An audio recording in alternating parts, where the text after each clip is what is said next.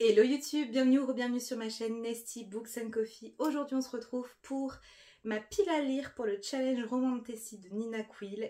Et on va pas trop traîner parce que j'ai encore pas mal de bouquins dans cette pile à lire. C'est parti!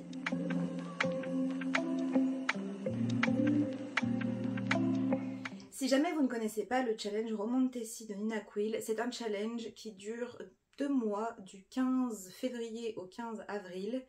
Chaque année, ça fait peut-être 4-5 ans qu'il existe. Et c'est un challenge où on doit lire de la romantasy. La romantasy, c'est de l'imaginaire avec de la romance. J'ai pris cette définition un peu au sens large parce que dès qu'il y a une romance dans une fantasy, je l'ai glissée dans la pile à lire. Mais on a certains classiques du genre comme Un palais d'épines et de roses, Le prince cruel, ce genre de choses. Et si vous ne connaissez pas du tout ce challenge, je vous mets la vidéo de Nina en barre d'infos, sachant qu'elle l'expliquera beaucoup mieux que moi. Cette année, elle a changé un petit peu les choses et il y a 4 équipes qui correspondent à 4 youtubeuses et à donc 4 livres, un livre de favoris de chaque youtubeuse. Et j'ai choisi de faire partie de la team de Camille de Madame Errance, enfin de la chaîne Madame Errance, qui est la team Vélaris et donc qui s'inspire de Un palais d'épines et de roses, sachant que les autres équipes s'inspirent du Pont des tempêtes que je n'ai pas du tout aimé, de Force Wings que je n'ai pas lu et de Accords corrompus que je n'ai pas lu non plus. Nina nous met un petit peu en compétition, mais c'est assez... c'est un peu freestyle, c'est très très bon enfant.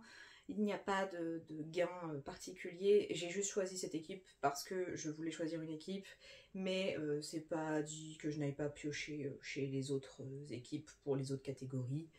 Mais on va essayer de se concentrer déjà sur la team Vélaris et c'est parti, je vais vous donner du coup ma pile à lire et les sortes de catégories qui vont avec.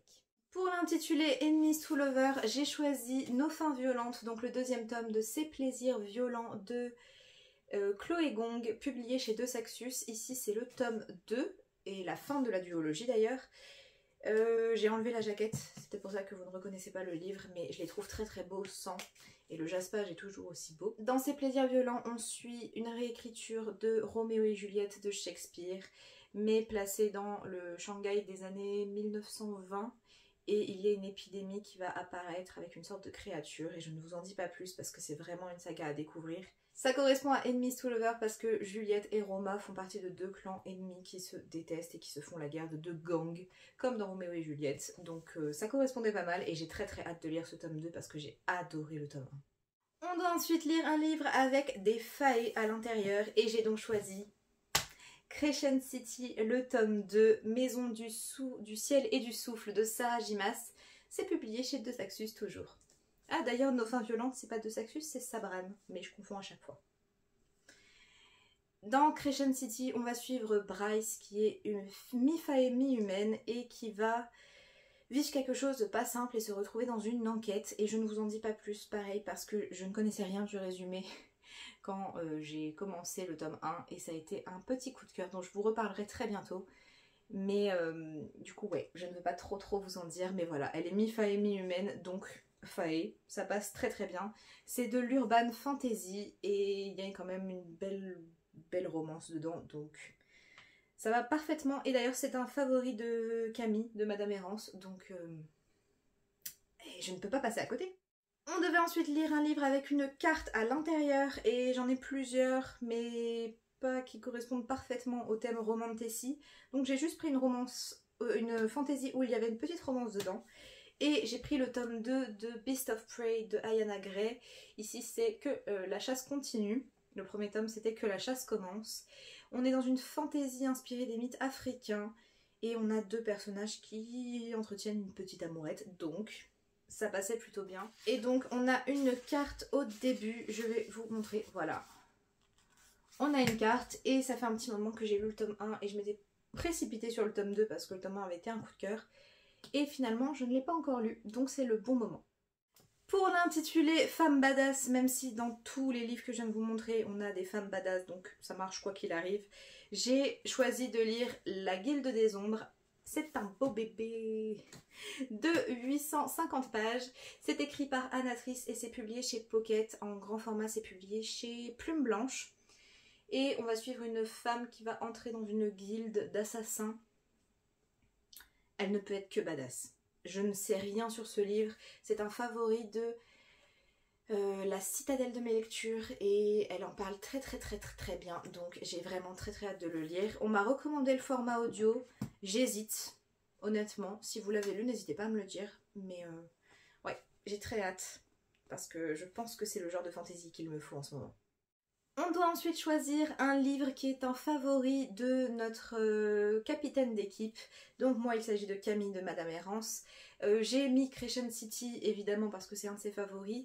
Mais un autre livre de la même autrice est dans sa liste de favoris. Il s'agit de Kéléana de Sarah Gimas. Ici c'est publié chez La Martinière Fiction. Et il s'agit du tome 3, L'héritière du feu. Kéléana, c'est une assassineuse très célèbre dans son univers qui va se retrouver enfermée dans une prison ultra sécurisée. Et un jour, le fils du roi va venir la voir et lui dire que il peut la libérer si elle devient le champion du roi.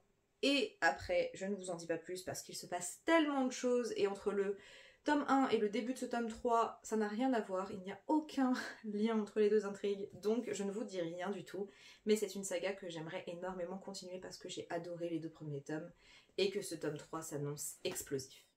L'intitulé suivant, il s'agit de Nuit, Étoile, Lune, qui sont des intitulés qui rappellent l'ambiance de la cour de la nuit dans Un palais d'épines et de roses, mais je n'ai pas vraiment de livres qui correspondent à ces mots-clés. J'ai essayé d'extrapoler un petit peu et j'ai donc choisi Le Faiseur de rêves de Laini Taylor, ici publié chez Paul Fiction, donc la collection de Gallimard Poche, il me semble. Et en grand format, c'est publié chez Lumen.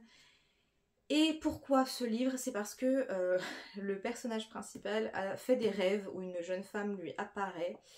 Et c'est des rêves, donc c'est la nuit, lune, étoile. Voilà, et la couverture, c'est la nuit, il y a des étoiles. Voilà, j'ai extrapolé, je ne sais pas du tout ce qui se passe dans ce bouquin-là, mais je me suis dit ça passe. Et il est grand temps que je le lise parce qu'il commence à faire partie des reliques de ma pile à lire. Et il s'agit d'un favori de Kimi Collection, donc peut-être que je pourrais donner des points à une autre équipe. Qui sait. Pour la catégorie un livre en VO, je n'ai pas encore de livre à mettre dans cette catégorie, sachant que les 2 livres qui me restent en VO, 3 livres en VO dans ma bibliothèque, ce ne sont pas des romans de fantasy. Enfin si, j'ai... attendez. Le seul livre que j'ai en VO, il s'agit de Nevermore de Jessica Townsend, publié donc ici chez Orion. Et il s'agit de fantasy ou de fantastique jeunesse, donc je ne pense pas qu'il y ait de la romance, donc ça ne marche pas. Mais peut-être que je le lirai parce que ça reste un livre en VO, mais en tout cas ça ne rentre pas dans le challenge, donc voilà. Et le deuxième livre en VO que j'ai, c'est Fangirl, donc on n'est même pas sur de la fantasy, comme ça c'est réglé. Donc on verra, peut-être j'en écouterai un en audio sur Nextory en VO, et peut-être que je gagnerai des points, mais je laisse un petit peu cette catégorie de côté pour l'instant parce que la lecture en VO, c'est pas ma priorité. Idem pour la catégorie graphique, je n'en ai pas. Non, je n'en ai pas en fantasy. Donc je regarderai pareil sur Nextory en classique, en graphique, qu'est-ce qu'on peut trouver. Mais ce n'est pas une priorité.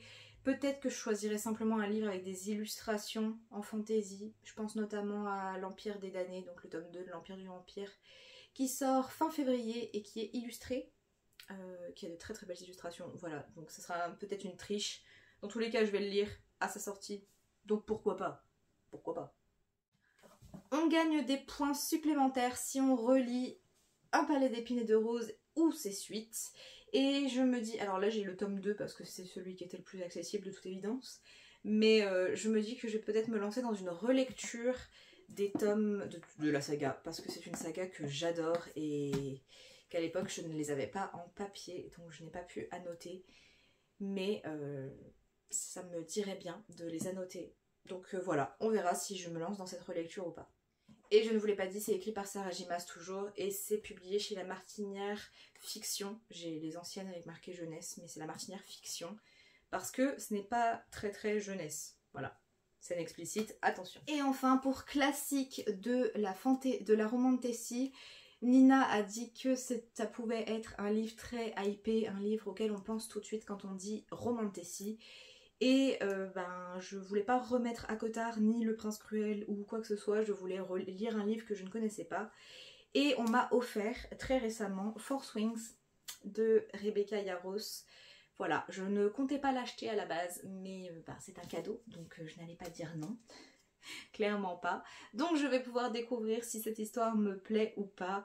C'est publié chez Hugo Roman dans la collection Roman de Tessie et je ne sais pas grand chose de ce livre à part que ça parle de dragons. Donc on verra.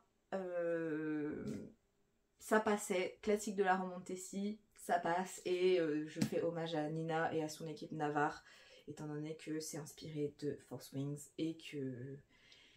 Bref, j'ai quand même très envie de le lire, c'est juste que je ne m'attendais pas à le recevoir. Et voilà YouTube, c'en est tout pour cette vidéo. N'hésitez surtout pas à me dire si vous participez au challenge Roman de Tessie, dans quelle équipe vous êtes et si il y a des livres que vous voulez lire absolument pour ce challenge. Je vous attends dans les commentaires. Si vous êtes trop timide, n'hésitez pas à laisser une dague, voilà. Parce qu'il me semble que c'est l'emoji du challenge Roman de Tessie. Je vous laisse évidemment toutes les vidéos de Nina et des autres capitaines d'équipe dans la barre d'infos et je vous invite à aller faire un petit tour sur leur chaîne qui sont très sympas. Moi je vous dis à très bientôt dans une prochaine vidéo. D'ici là, prenez soin de vous. Bye!